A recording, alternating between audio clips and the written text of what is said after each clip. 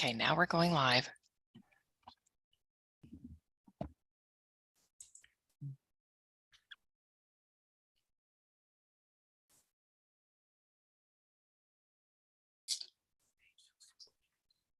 Oh, and it caught that part. Good.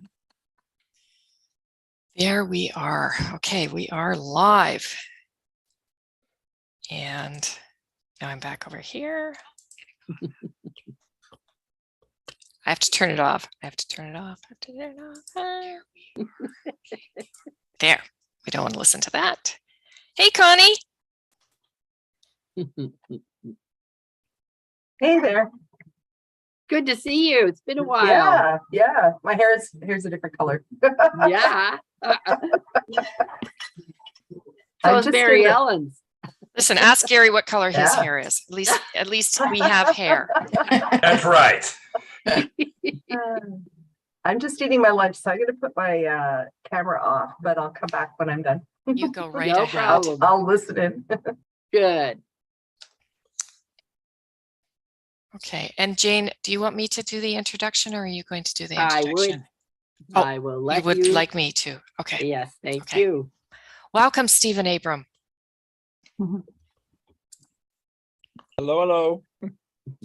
Stephen Abram, I have to say you Hi, have Gary. been, Hi, I George. very rarely go on Facebook and I've recently been going on to look at what you are posting because it's so funny. Thank I you. find your posts hilarious and It's just so- it's my own mental health that I'm doing. you know what? It certainly adds to mine. So I'm happy. Thank you. Thank you for your contribution. Well, I love your hair, Mary Ellen. Great color. Thank you. And Love welcome yours to too. Love Jeannie. yours too, Gary. We got the same haircut. I know. Yes, we do. Welcome, Jeannie. Hope I pronounced your name properly.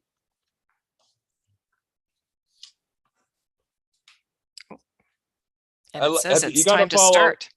You got to follow Doris's Facebook too. She's got the funniest Trumpisms going. I would say What a shocker. anti-Trumpisms. What a shocker. Yeah. You can simplify it. There's only one way to be. Yes. Yeah. Certainly if you're a librarian. Uh, All right. Now, Juanita Richardson is registered for this, but as we all know, she is in Santa Fe with her SLA buddy, Gloria Zamora, and I somehow doubt that we're going to see her here. But we are, of course, being recorded and we are live on YouTube. And I want to welcome you to this SLACanada reboot for 2022. It's been a quiet year so far for SLACanada, and that is not the norm.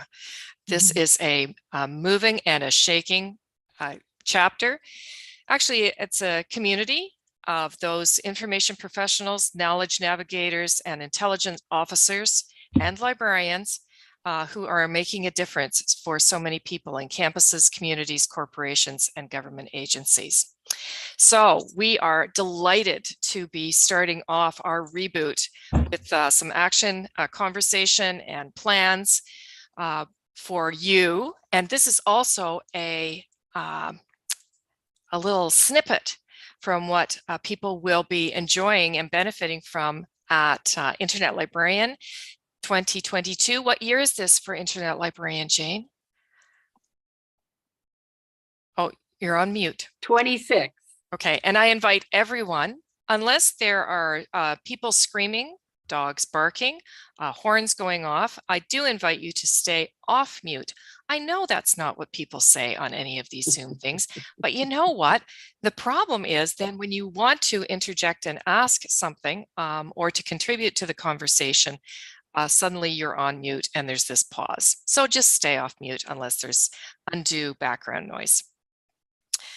Our two speakers today are, of course, Gary Price and Mary Ellen Bates, which I suspect is why so many people have registered for this and why we've chosen to take it directly to YouTube as well.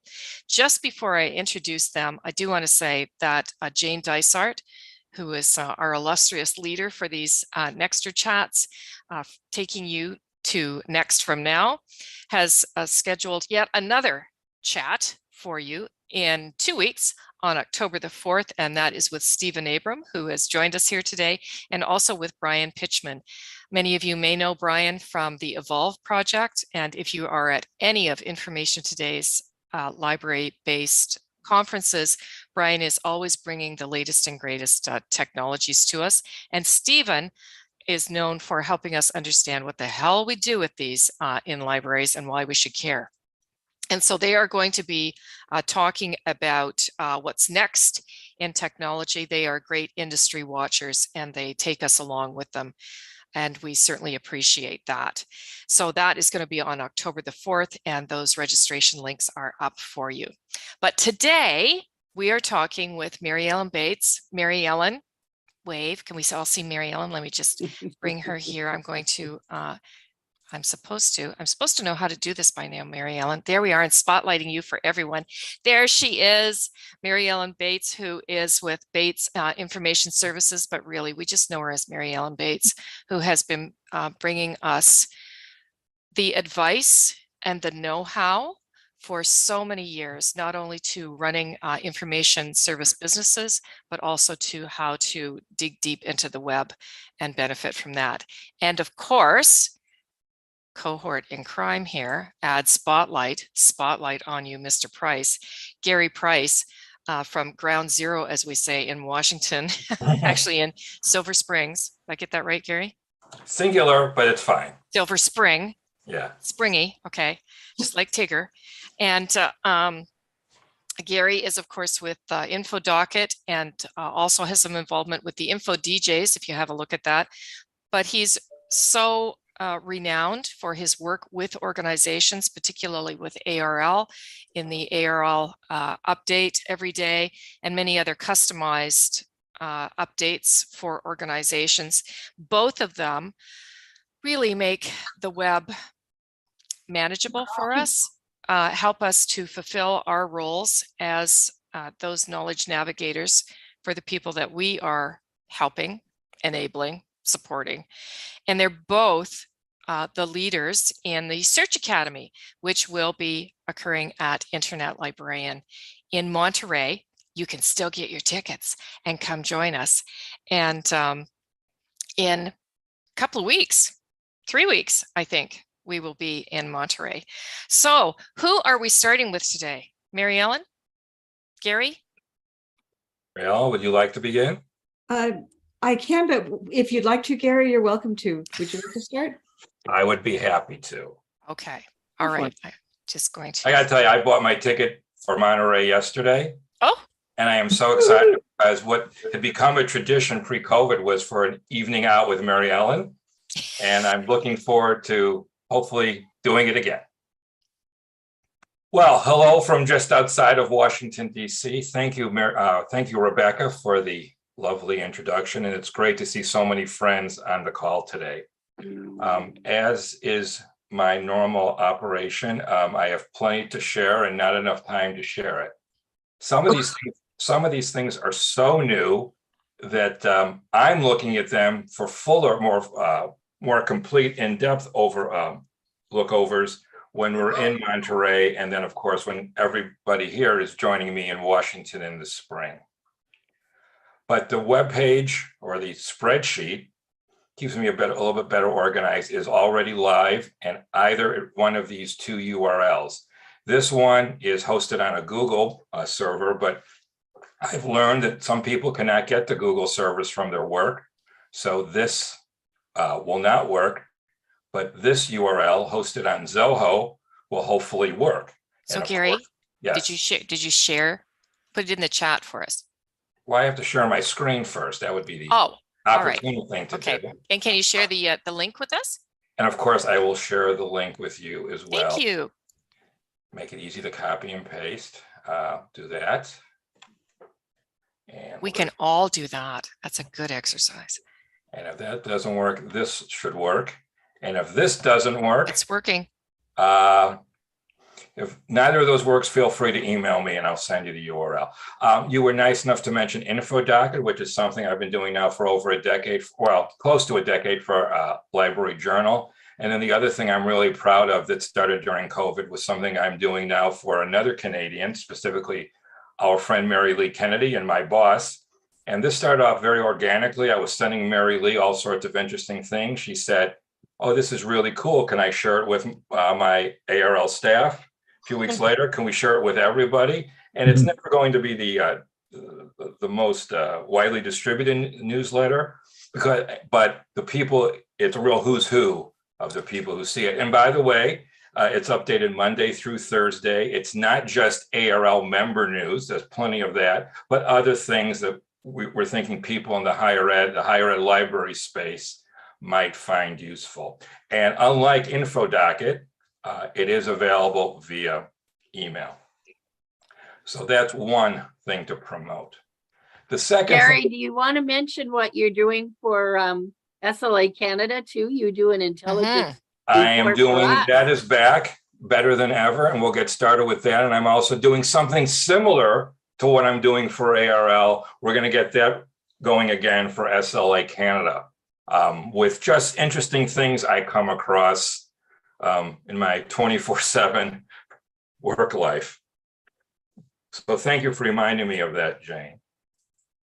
One of the other things I've done during COVID was hook up with my friend and now colleague, Curtis Michelson, and we started our company called InfoDJ, infodj.io. But it's great, you can go to the website, but I have a reason for you to go to the website. So we're giving away a couple of free tools. One, this is kind of a whet your appetite type of resource. This is a database, it's called Bethany, and this is a sampler version of Bethany. Bethany is, at this point, about 300, and the sampler version is about 300 trade magazines. And it's everything from Rice News Today, there's a good example. This, we already, and I know some of the people from the organization, we now actually have clients for the full version of this database, which is over 2,300 sources as of today. One of the things that I found as a librarian years ago, and it's called Bethany because I started doing it while sitting around the pool in Bethany Beach, Delaware, about 5 years ago. I've always loved trade magazines. Duh, that most people could figure that out about me. But there was never a good open web directory of them. So I started creating my own with 50, 60, and now we're up to 2,300.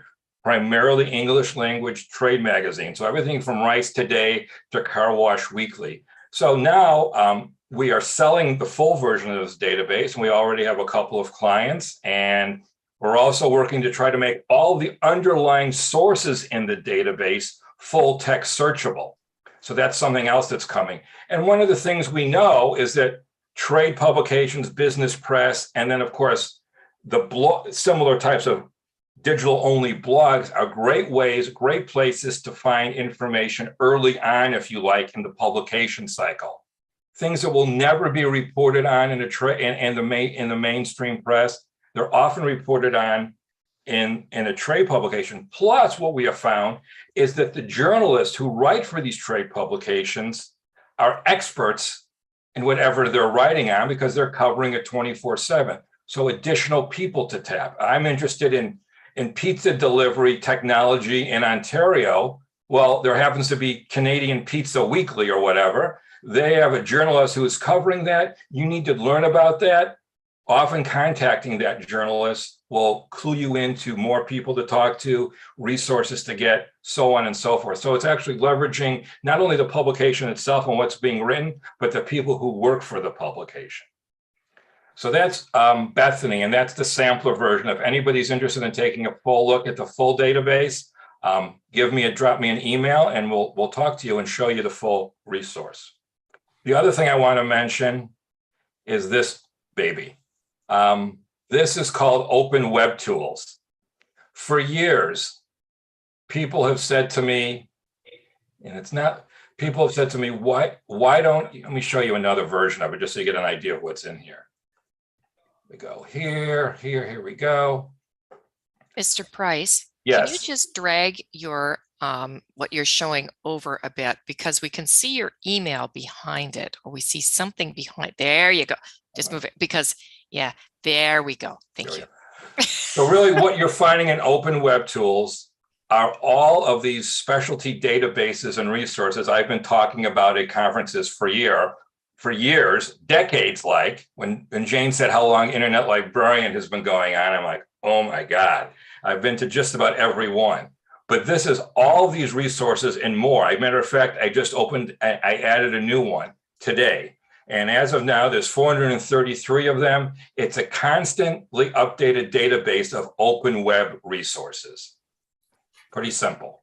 Wow. Everything from state here, tracking legislation in the US Registry of Exonerations, all these different open web specialty databases, invisible web, which was a term we don't use anymore. But all these databases, I'm slowly but surely adding to this collection. And through that open web tools interface, we've added some metadata, and now they're searchable. So it's a database of databases, if you like. Moving on, I just wanted to point these out because I just learned about these yesterday. Here in the States, unfortunately, book censorship is all over the place. And I just wanted to point out these two databases, one from Every Library, John Sharaska. He is working with this Dr. Magnuson, and this is a database of book censorship attacks all over the US. It just goes on and on and on and on, which. Oh, we're still at the C's. Yeah, which is, good Lord. so that's one database. And the other one was also updated yesterday or announced yesterday, and this is from Pen America, and this focuses on school book bans. So there are two specialty databases focusing on what unfortunately is a very, hate to say it, hot topic these days, and that is the censorship and the banning of books, both in public libraries and in school libraries. So those are two brand new or recently updated databases that focus on that material, and you can actually see where it's happening, if it was successful, and the actual title of the book. So there you go.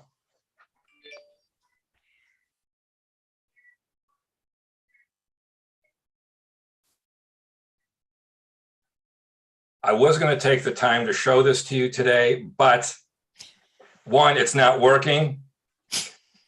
Who knows why? But this has been another it's been written about a lot in the last couple of years, and this is called Descript. As you can see, it works for audio and video. In a nutshell, it's incredible how well this works. You've got audio, you upload your audio file to Descript, you upload your video file, like this presentation today. So when we're done, for example, Rebecca could upload the video to Descript, and some of this is free, more freemium if you like. Some of it is free, some of it is extra features, obviously, if you pay for it. We're done with today's presentation. Goodbye. Rebecca uploads it to Descript. It creates a text transcript, right? And now editing the video is as simple as deleting words in the text transcript. It's that simple. You can even create AI to try to match your voice if you have to dub something in. But now editing the video or audio file is as simple as deleting something, as you can see, is as simple as deleting something in a text transcript. Say a video word processor is what they call it. And it works really well. So that's something that you might want to take a look at as well. And as I said a moment ago, you can overdub with our extremely realistic text-to-speech voices, that type of thing. It makes video and audio editing as simple as using a word processor.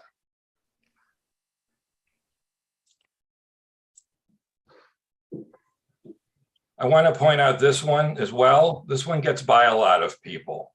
We're now in the age of not only are we getting text material to share with users, obviously, journal articles, trade magazine articles, and so forth, but we're also getting the data sets. This is called Mendeley data. It's from Elsevier. But what this is doing is a federated search of, I'll just type in the word Canada so you can see. This is pulling data sets from all of these different data repositories. So instead of having to go to each one and seeing if your site search works, this is doing, as I said, a federated search of, I think, well over 100 data repositories around the world and aggregates all of the results into one search set. So now if I'm interested in this data set from the Canadian National Earthquake Warning System, you click and it tells you how to actually go ahead and download it.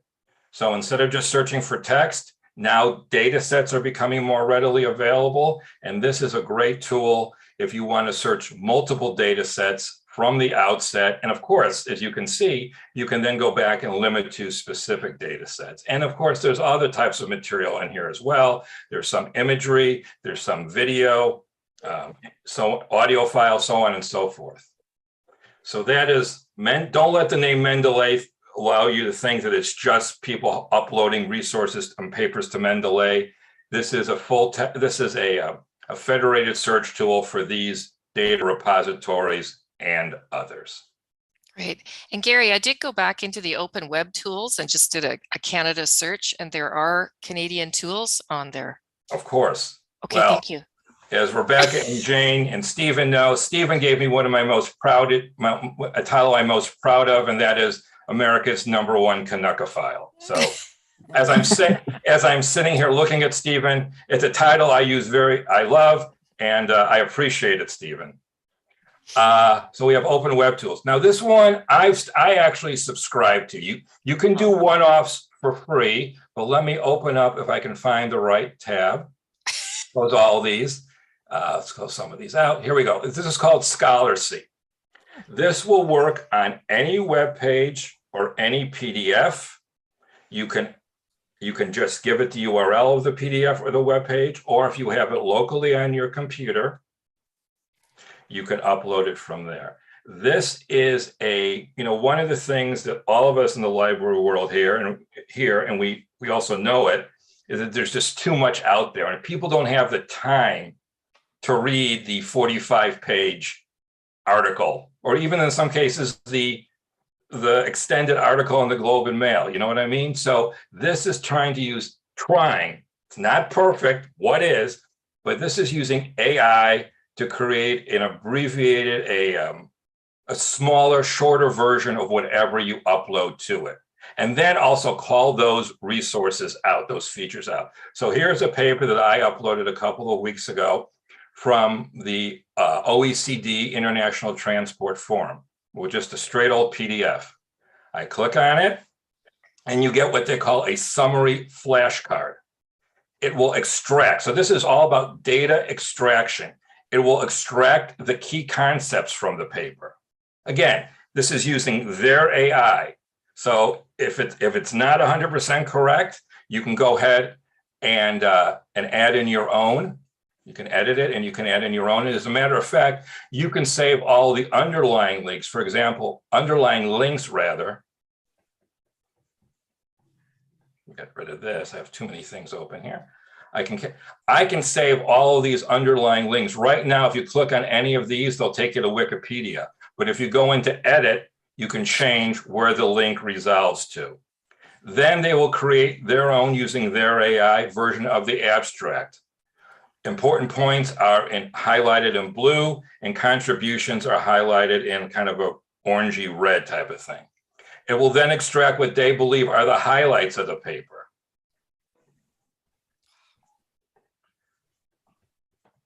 And you can change how many highlights it extracts, I think from 1 to 100, and of course, based on the length. It'll give you a summary of the article. This is, again, using their AI. Get that. It will extract. Now, this is really cool. If there are tables in the document, text tables, it will extract those and allow you to download them into an Excel file with just one click. So it sees the text table and it will move it right into an Excel file for you. It will extract, in some cases, images from the paper. It provides you, let me go back, I'm sorry. It provides you the full text of the paper. It's extracting all this and putting this into this organizational, what they call flashcard. So there's the full text, there's the introduction with important points highlighted via their AI. If it finds things with numbers, for example, 1,000, it found the number 1,000, and it kind of gives you the where it is in context. Their conclusion, blah, blah, blah. And then it extracts all of the citations for you and allows you with one click, if it's open, to go to Unpaywall to get a copy, to go to another really cool database called Cite, which is also listed on the page. Cite is looking, I'll show you in a second. And if somebody else has already run the paper, you can go directly to the findings, the flashcard. So you can do this for free as one-offs, but then of course, for a small subscription fee, you can then start organizing things and share things in libraries, so on and so forth. I have found, oh, and by the way, it just does not work. You can even set this up that every time an article via the RSS feed of whatever news source you're interested in sends out an article, it will automatically take the RSS feed and create their own flashcard for whatever that article is, whether it be from the New York Times, whether it be from the Globe and Mail, CNN, so on and so forth. So this is one of the better tools I've seen over the last year, and one that I'm using quite a bit, and one that InfoDJ is about to use with one of our clients. I mentioned Cite. So let me show you that. This is done by basically one guy in a small team in Brooklyn.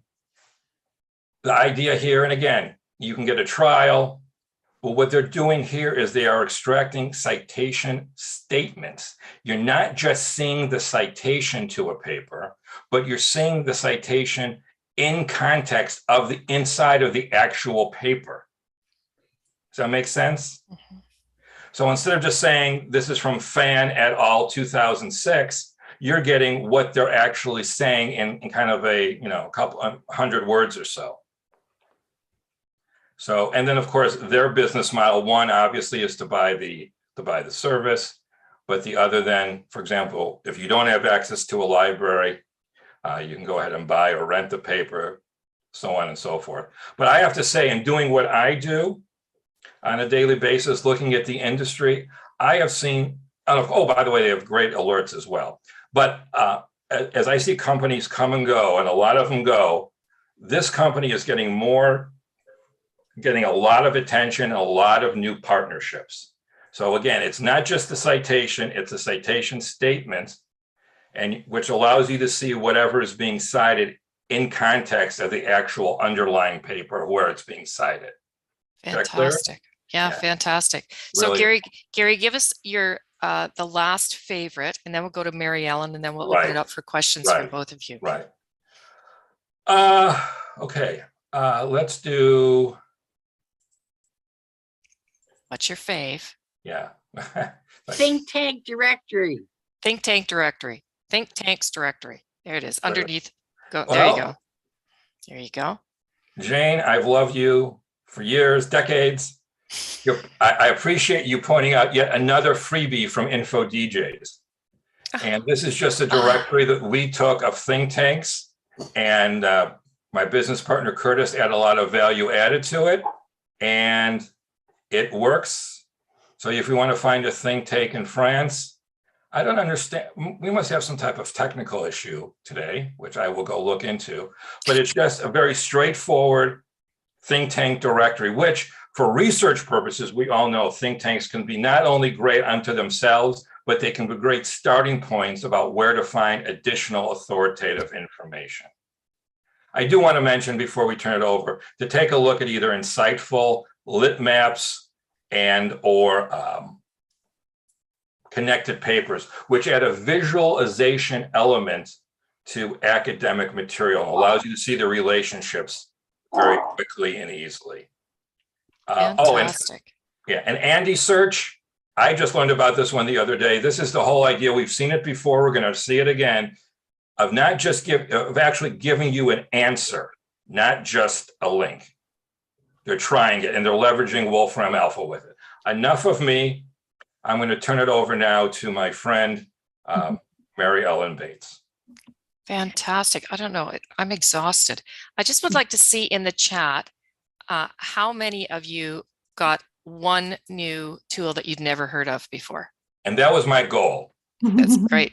Did everybody get one new tool? Can you just put in yes or nada or yes? Okay, we have some yeses. And welcome to those who have just joined us. This is live on YouTube right now, so that means it will be there for you to go back to. And I'm also going to share the link to Gary's spreadsheet that I have here in the chat so that you can get it. And it's incredible. Of course, I keep looking up Canada in everything that you've given us, Gary, and it's quite amazing how many Canadian sources are there. Okay, terrific. And I'm removing you, Gary. I'm removing your spotlight. There we go. And I'm spotlighting Mary Ellen Bates. There you are. Thank you so much, Mary Ellen, for waiting. And I hope you're not exhausted. Oh, God. No, because I didn't have to pull all those things together. Thank you very much. Okay, let me share my screen. Oh, good. Mary Ellen's slides are in the chat as well, but don't go there yet. Or you can follow along if you like. Okay, so let's see. Here we go. So I've got this all working out okay? Okay, great. I've got a few different things to cover, just thinking about super searcher tips generally. And the first one is just realizing how differently we approach searching now than we did a few years ago. So this is kind of the think different part of my talk. So the first thing, and I think we really need to, especially those of us that have been doing searches for a long time, and so it kind of feels like second nature. We need to think a little more before we start each search. So when we get a request, if it's something that we already pretty much have an idea of the info landscape, you generally know what to expect. It's like, oh, it's one of those kinds of questions. Okay, when you get one of those, the first thing that I do is I question my assumptions. If it sounds familiar, I might be sliding into, oh yeah, that's always this. And I have shared a horror story, which I will not share today for the sake of time, of when I was totally embarrassed about making an assumption from a longtime client. And I thought I knew what he was talking about, and I didn't. And it was very embarrassing. So when it sounds like it's something you know a lot about, make sure that it really is. And look for, ask yourself distinctly, how is this different from the last questions that I've been doing on this topic, to make sure you don't just go down into a rut that isn't really helpful. Obviously you start focused and then expand as you need to. So this is the, don't get distracted by the outliers as much, because you know that you're going to be finding a lot of outliers. I tend to log into Google and use Google for these kinds of searches, because I actually value the search tracking that Google does within a search. Yes, it's annoying that if you search for something on Amazon, the ads follow you around everywhere. I know, it's the cross we all bear. And when I'm doing a series of searches on a topic, I like the fact that Google is saying, I already showed you, I know that you're looking at this and you're refining it to this aspect. And I find that I do get better results that way. So I would, especially because you're not flailing, if it's an area that you know something about, that you might benefit from taking advantage of the search tracking that Google does when you sign in. I also am now always using one alternate search engine just for one search when on any series of queries that I'm doing for a project. I'll talk about a few of the ones that I've been using these days. Doesn't even matter a whole lot which one. I just think it's really important to always see what you find in a non-Google search, because guaranteed you will find different things than what you found in Google. If, on the other hand, you don't know the information landscape for this project real well, and that's like my entire life. So That's as much as I love being an infopreneur and having lots of different clients in lots of different industries, so it's never boring. The problem is that I also get the questions where I have no idea where to start because I haven't thought about this industry before. So in those kinds of situations, obviously I start broad and I just look for clues. In fact, and this is something that I probably don't admit very much outside the library circles. Thank you very much. But I will, if it's something I don't know anything about, I will go to Wikipedia, not because it's the last source on anything, but because it's at least got sort of a minimum outline of what I should think about. So not even noticing particularly the words, but just the format. What are the subheads in the Wikipedia article that sort of show me where the main areas of concern or discussion are, for example? For some narrow topics where Wikipedia doesn't come in well, I often look for a LibGuide to see, because often, you know, a university may be looking at a new or bleeding edge technology, for example, and that library is getting a lot of questions on that area from their students, and they're more likely to put out a LibGuide. Or in the context of what you're looking for, maybe you want to start with government sources because you know that's an unbiased place to start looking for statistics or trends or whatever. All this to say, it depends on what an authoritative or vetted source is in your context for this question. But I'm not shy about starting there and admitting that I may not know what the authoritative source is without, you know, starting at one of the obvious places like that. I tend to, when it's a topic I don't know a lot about, where I really am kind of flailing and it's sort of embarrassing because I don't know what I'm going to find till I find it, I don't like Google tracking those searches because often they're way off. You know, I wound up using words that, no, that's conveying the wrong idea. That gets me all that other stuff. No. So using a search engine that's non-tracking, that's more privacy oriented, then it's not accounting for the last 5 queries that I did. And so I'm getting a clean search every time, which is useful when I don't know where a good starting point is. Then once I've sort of got a clue and figure out where the buzzwords are and that kind of stuff, then I may go over to Google and use its search tracking again, once I kind of know I'm on the right path. So those are sort of the two different approaches that I take depending on whether I have a clue of what I'm doing or not. And you don't have to admit it that way, just one of those things. Okay. I know none of us are clueless in our searches, and all children are above average. So anyway, my super searcher results get better when I ... Number one is when I just try one more thing. I'm always amazed at how after I've done all my searches, I'm not really finding what I want. I'm feeling a little bit frustrated. If I just like, oh, heck, just blurt, or like, what are the words that seem to have come up the most? Just do something ugly. It doesn't have to look pretty. No one else has to see it. It's just between you and the search engine, but just try one more. And I would say about a quarter of the time, I get something good from doing that one last Hail Mary, throw the spaghetti against the wall and see what sticks kind of search. And so it doesn't take more than 30 seconds and you've got a good enough chance of finding something good. I have to keep reminding myself of what the user or the client will be doing with what I send them. Meaning if I can get too into the weeds, I can get too, but there's more, there's always more, but let me tell you about this. You know, it's really easy to just get into the thrill of the hunt. It's what makes us good info pros, as far as I'm concerned. And this is where I really have to rein myself in and say, no.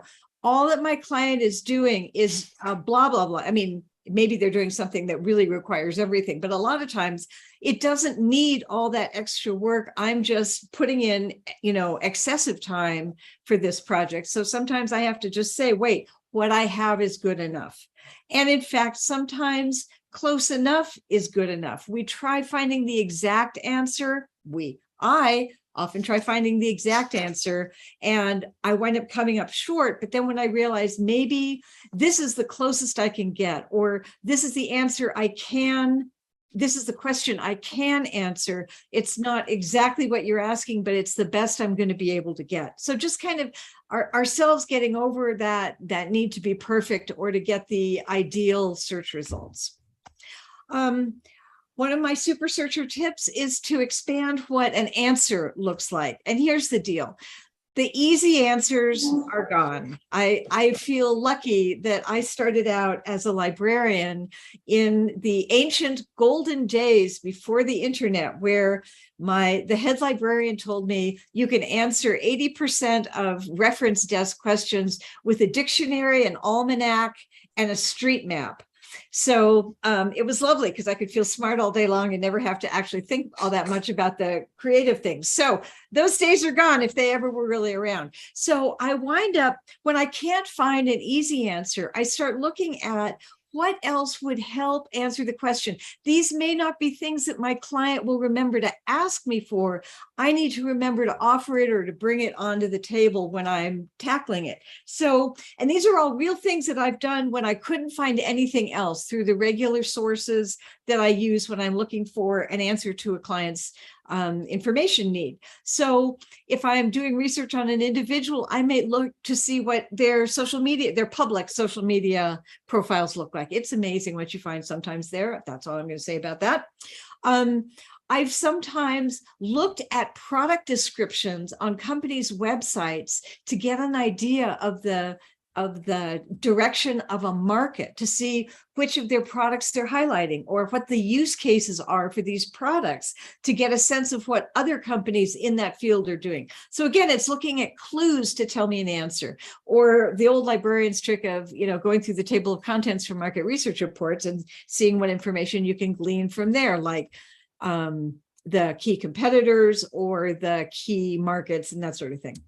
I also look at what else would address the question. Where else could I find an answer? So if I can't find exactly this, what's parallel to it that's probably has the same indicators as what I'm looking for? Or what would the signals that this situation would be giving off if it were the case? And can I look for those signals? Can I see mentions of a municipality, spending money on a certain thing to indicate whatever? So it's like thinking really like a detective, and it's like, what kind of clues could I be looking for that might give me an answer that I might want to give my client? The hard thing about this is that it takes more explanation in the results. It isn't just like handing them off a sheet of paper and saying, have at it, look what I found you.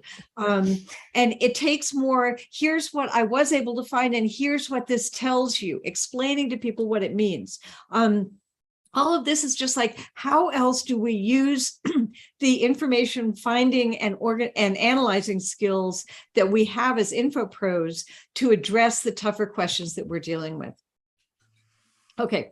My next favorite question or favorite thing to deal with is, what do you do when you find no answers?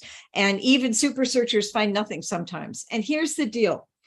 First, I make sure that I do everything I can to avoid finding nothing. So that means doing a reference interview that anticipates problems. And I can't tell you enough how a good reference interview ensures good searching, ensures good research results.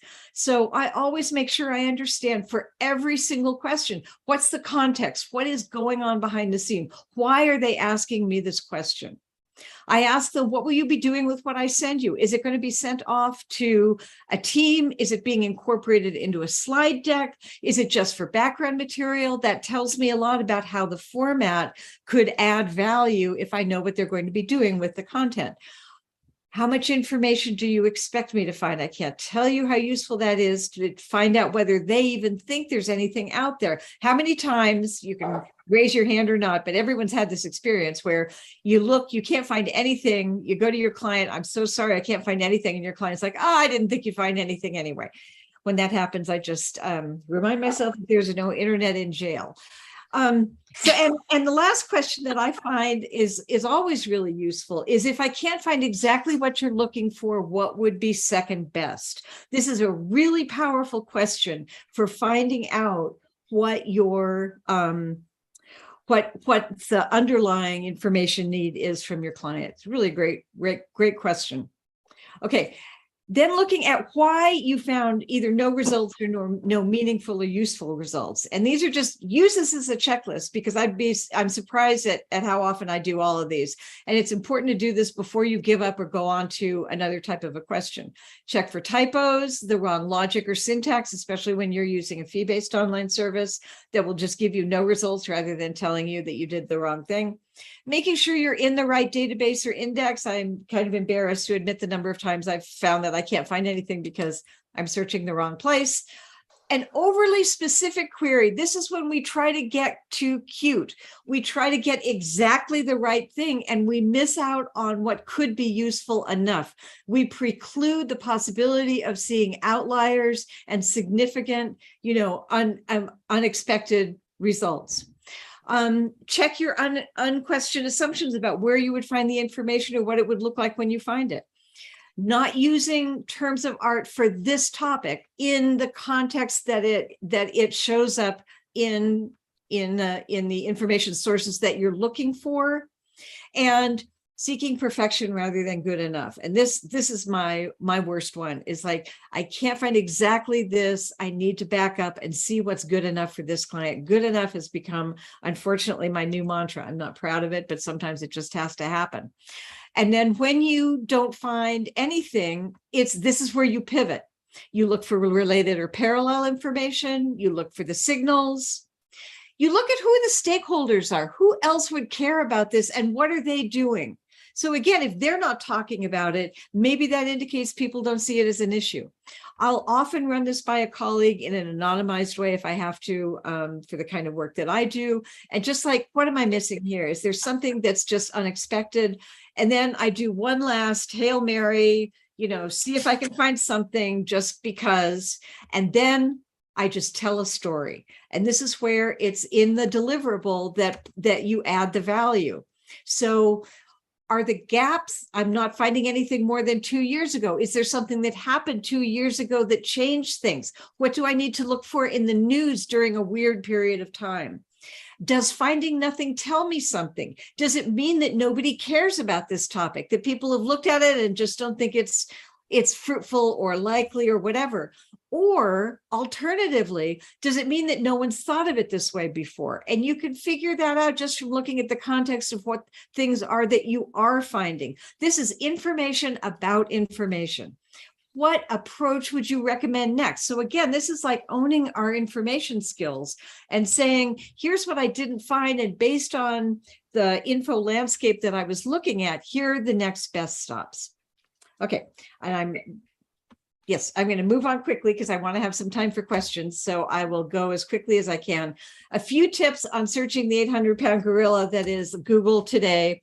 As you know, there are no more than 400 search results per search, which means that every search result counts. You need to be really careful. Instead of doing a really broad search, I'm being much more focused. I date limit every search. Unless I specifically need something from 10 years ago, I limit everything to the last year or two. I'll often limit by format, if that makes sense. If I need to search for something outside the US where I'm located, I'll use a VPN so that I'm searching that country's version of the Google search engine because it looks different than the one that you'll see from your own country. Remember that Google is expecting spoken queries. The majority of queries that Google handles are coming from mobile devices. Those kinds of queries are where do I find? We actually use all those noise words when we're saying a question into Google or any of the Google properties. And as opposed to when we're sitting at our keyboard at the office and we're doing a query, we use search logic, we use and, or, we use quote marks, we use parentheses. It's a very different structure. If you're not finding what you want by doing your grown-up laptop typed queries, think about how you would express this query if you were speaking it and try putting it in that way. You will get different results every time. I can't emphasize this enough. When you don't know where to start, this is one of those when you're flailing around a little bit. I sometimes use Google's, they call them smart answers. I call them smart-ish. But they're really useful just to think about, what am I missing? So I was going into the geothermal power market, didn't know where to start, just put in the word geothermal. And here's what I got. I mean, this is all smart answers. So I got the people often also ask part is sort of aspects of the question, not just geothermal, but what aspect of geothermal do you want? Things to know shows me where some controversies are. The Wikipedia entry gives me a starting point if I just don't know where the authoritative organizations are.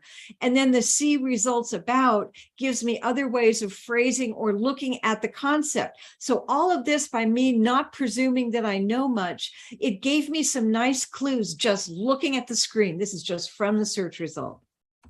Another thing to taking advantage of how Google works, I often skip the first page of Google search results. I start at the 10th one, especially if it's a more obscure or difficult to find topic. I'm looking for the things that aren't as SEO'd so that they're not as optimized to show up at the beginning. The ones at the top tend to get what are described as the obvious answers, but those may not be the most useful ones. So if you're looking for something obscure, start on the second page. Look for not the right answer, but just the next source. So often when I'm scanning Google search results, I don't even look at the headlines. All I do is look at the URLs. I'm just looking for a good URL for a source that I can go to and then do all the searching myself. I stay focused on the underlying question so that I don't get distracted by trying to just match the concepts that I need. I'm going to skip this one just so that for lack of time, there we go. I use Google's about this result feature sometimes for validation, but I think this is a really nice tool for us to show our users how we validate information sources. It's the 3 vertical dots on the right of every search result. So on this search result, for example, see those 3 dots there? If I click that, it gets me this about this result. It pops up as a pop-up thing. And what I really like is that it tells you something about the source if Google knows about it.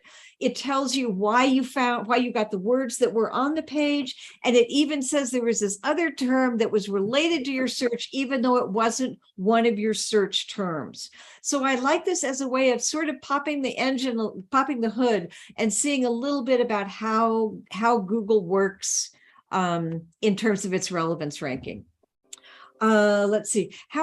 Rebecca, do I have 2 more minutes or should I stop right now? You have 2 minutes, actually. Okay. I'm going to keep my up to the non-tracking search engines because I think those are important. And again, I sent you you've got the link to the full slide so you can see the ones that I'm skipping over here.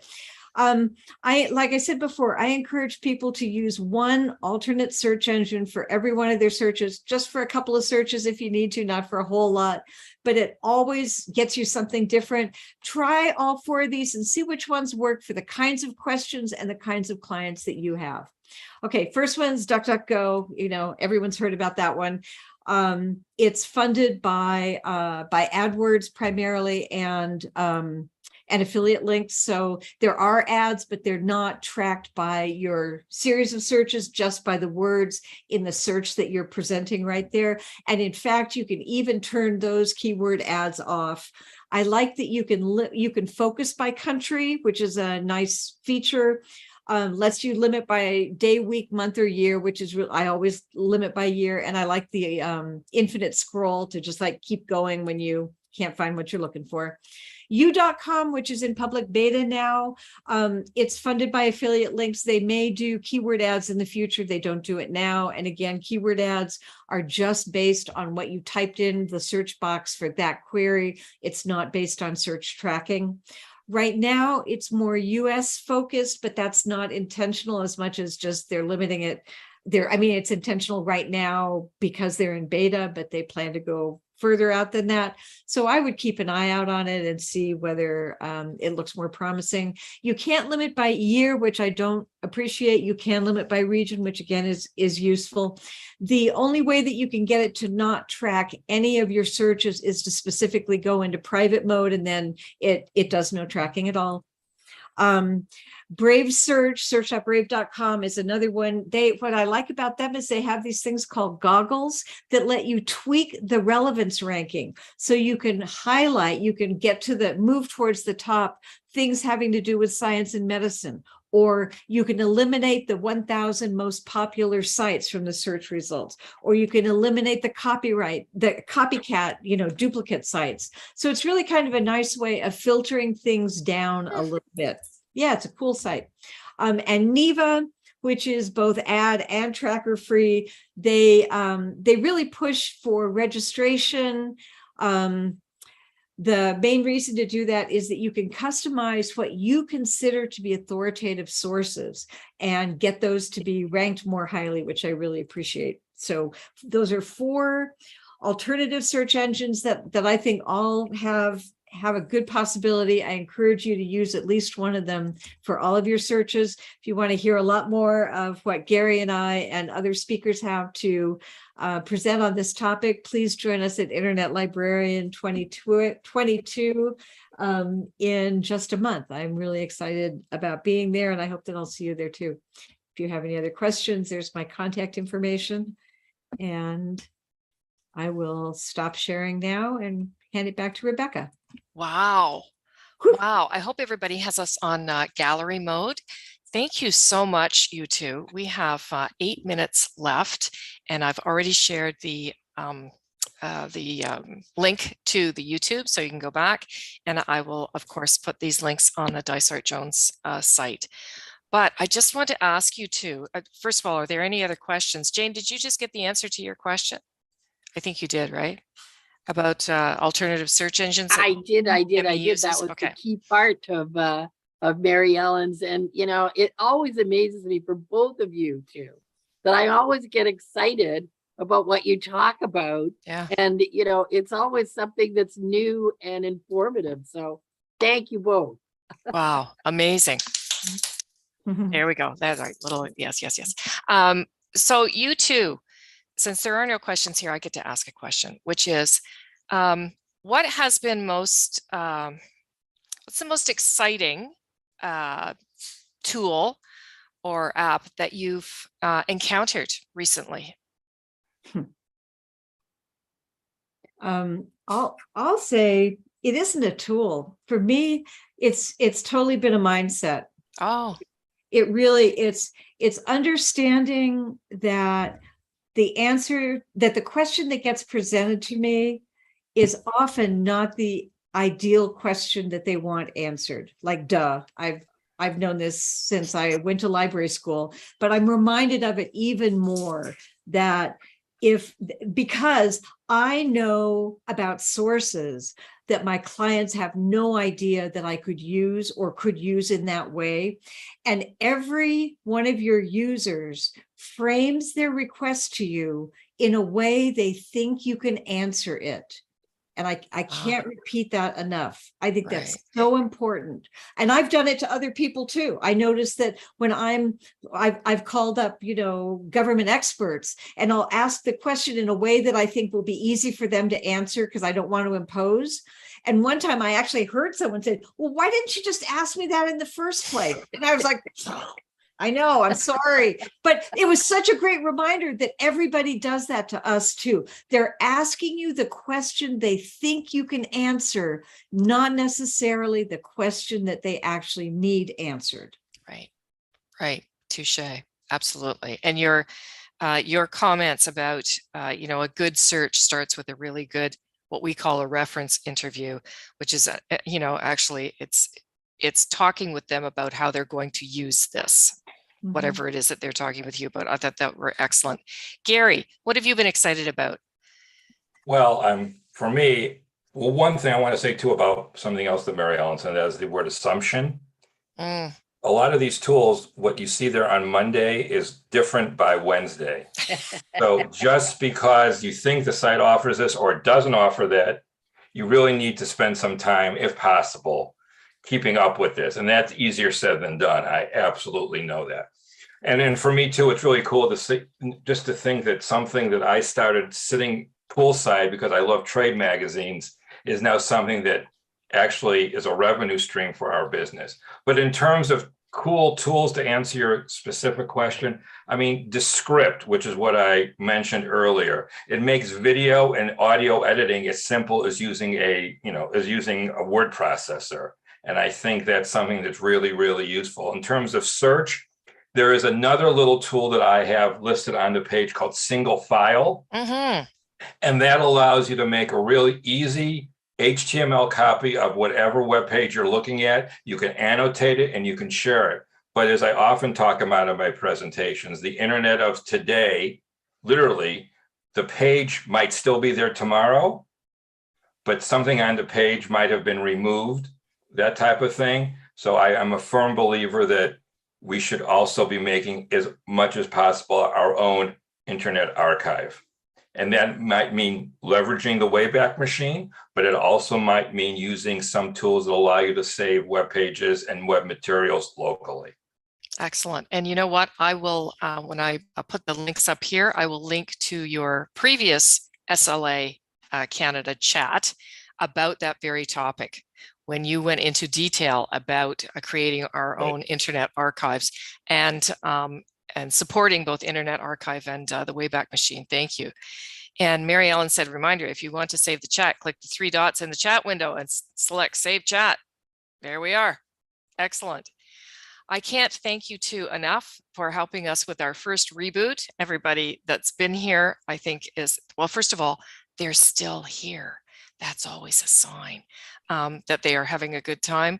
And for the details that you've given us, your slides, Mary Ellen, Gary, your spreadsheet, it'll all be at the Dysart Jones SLA Canada site. And we'll see you back here October 4th for Brian Pitchman and Stephen Abram. Have a great day, everybody. Bye-bye. Bye-bye.